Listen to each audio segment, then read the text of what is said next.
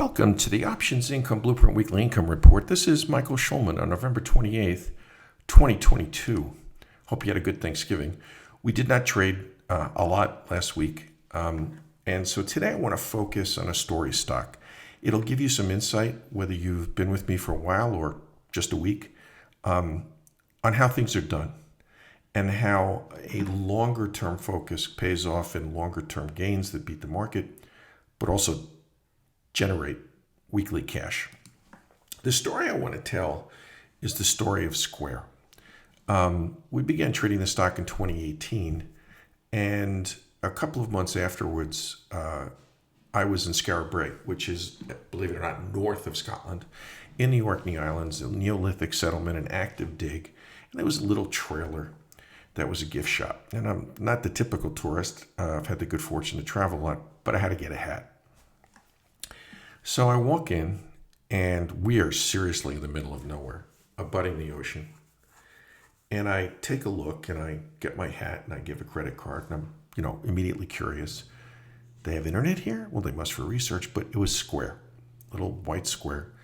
And it dawned on me that it was doing well. It had a nice ecosystem. I really liked the company, but it had the opportunity to be ubiquitous, because of the ubiquitous nature of Wi-Fi and the internet.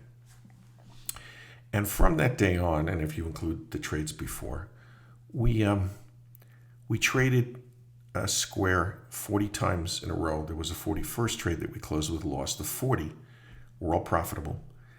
And I'm going to review that trade, which I also did last week. But that's the way you do it, in my opinion. So there's the track record, and this is what happened. Our win rate was 40 out of 41. And I'm focusing on Square. We've done this with many stocks, but I'm focusing because it was the loss that we took about a little over a week ago. The numbers speak for themselves, and those numbers are very large. You're talking at an annualized rate of return of 50%.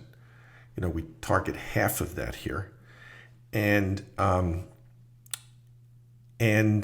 Square was up 38% of the time, and the S&P was up roughly 50% of the time. But you're active traders, and you might have actually done better, depending upon whether you did some of these trades or all of them.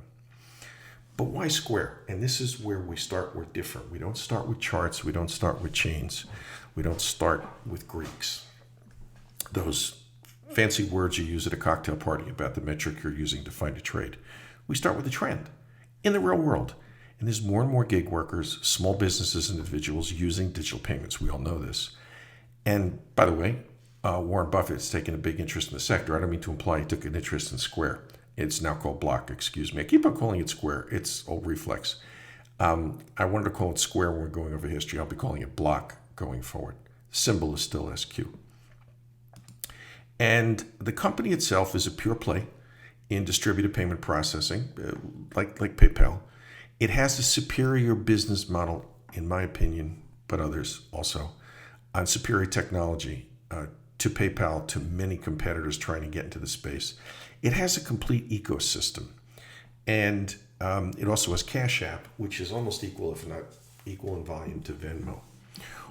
Square was then Square, now it's Block, exploded onto the scene because it was serving an underserved market, gig workers, tiny businesses paying too much in credit card processing fees, and so forth and so on. At present, the company owns a bank, and let's say you're a bakery with 12 employees. The employee can walk in, hit a button, they're logged in, their hours start.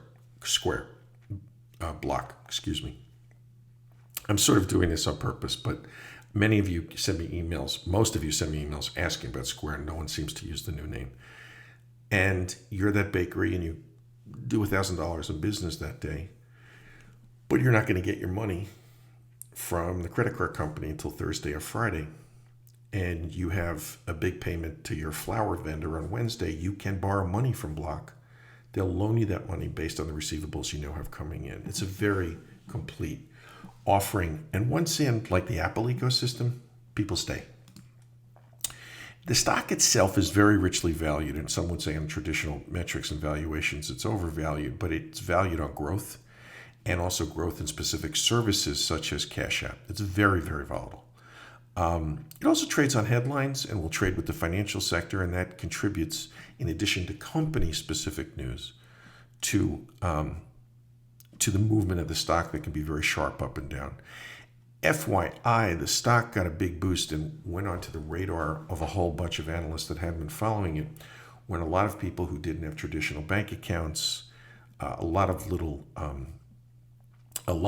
companies and businesses and cab drivers and whatever wanted to qualify for relief funds during the pandemic, they turned to Square. And there was Square then, now it's Block. I'll stop doing that, but I had about 5 emails about the stock after we closed, and every single one called it Square.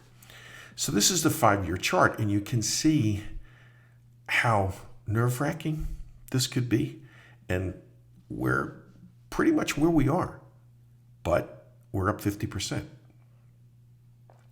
So when we started trading, we're up, as I said, 38%, but with cash we're up 50%. But we had flexibility. We had the ability to manage this and to be very cautious at certain times and very aggressive at others. These are the chains, and you can see the chains are gigantic in terms of the premium that's being offered. Now, if you sold Friday at 1 o'clock, because it was a limited day, or 12:55, if you had sold the put that was a little bit out of the money, because the stock was at 63 and change, you picked up $1.93. That's unusual. Probably opened at $1 on this morning. But you can see the chains offer enormous premiums, which also means you can sell puts way, way, way, way out of the money. So to walk through it with the specific numbers, the stock was at 63.38. That was the block price for the premium was $1.93. Those are gigantic rate of returns. And if they had held and we put a new trade on, it would have been a silly put at least 10% of the money. And that's going to get it to right now. There are 3 trading tactics that are core to what we do here: selling puts and silly puts, buying shares and selling calls, a covered call, or to do both. What used to be a separate service, the Perpetual Income Portfolio Club, we're doing it with our core positions in Marvel, General Motors, Pfizer, and Citigroup. And you're indifferent to what happens on a Friday for the most part. If you get assigned, who cares? I'll sell calls. If you're called out, who cares? I'll sell puts. And it works. It's a very powerful tactic. But if you're just selling puts, which is the preference of many members, some because they prefer the flexibility that I just showed you, where we did 50% annualized return with that position by being nimble, or they may have preferential margin interest rates in their account. But when you're selling puts, you can say, well, this is one of the stocks I only want to do selling puts, 15% out of the money.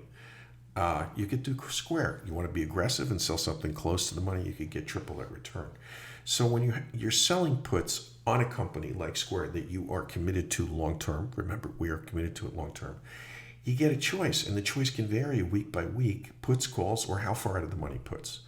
And there are great returns. Some silly puts, for those of you new, a silly put that's less than 2 weeks, with an expiration is less than 2 weeks, is 10% out of the money or more. If it's more than 2 weeks, it's 15%. The strike price out of the money or more. Selling calls, there's a potential for greater total profit over a 52-week period than selling puts, because you're capturing some appreciation and you're capturing most of the premium that would be available to you if you sold a put. But it also, again, goes back to margin rates. It goes back to your preferences. If you've ever taken the 6-figure portfolio coaching program, which is now in the master's program, you would know that preferences are really, really, really important in the mix that you put together before you make a trade. And the other thing about selling calls, you own the shares, can you handle the chart? Can you handle seeing something coming down so sharply? Or would you make a wrong decision and exit the stock prematurely? And then there's what we call the perpetual income trade. You sell puts, you get assigned. You sell calls, you get called out. Rinse, repeat, as they say. And it's really the best term for very long-term investors who trade. You can put a lot of your positions on automatic pilot if you start where we started, which is a very, very good company in a very booming sector. So let's get back, and I explained some of this last week, why we took a loss. There are times to take a loss, and it wasn't a loss in the position. You saw how powerful the numbers were with our profits. It was just on that last trade. Market conditions, stock movements, events will dictate what you have to do. And when you're taking a long-term approach, the trade may be a loss, but the position continues to be a winning one. So this is the 90-day chart, and you can see a low, and you can see where we sold. This is the low. We sold over here. And the 30-day chart, we sold over here. And here's the 5-day chart, which is the important one as a justification for closing. We sold over here, and I was afraid it was going to break down. Didn't want to see it break down. So here's the alert. We've been through this before. And I'll let you read it, but a modest loss was preferable to rolling out 2 weeks because of Thanksgiving. And it was the first loss in block after 40 winning trades. I knew the position was in great shape. We'd had outsized understanding, which a lot of people on Wall Street don't have, on the potential of the company, on the performance of the company. We had an outsized track record. So one trade, very small loss. And it turns out, between the time we closed that position and the close on the 18th, the stock was down another 2%. By Monday, the stock was down 8%, 7, 5, 5.8. So when we closed this Friday, the stock was almost 6% lower than when we closed the position. So it was the right idea. The charts were telling me, and may have been telling you, it was time to go, take a breath. We'll re-enter the position sometimes later this year or maybe early next year.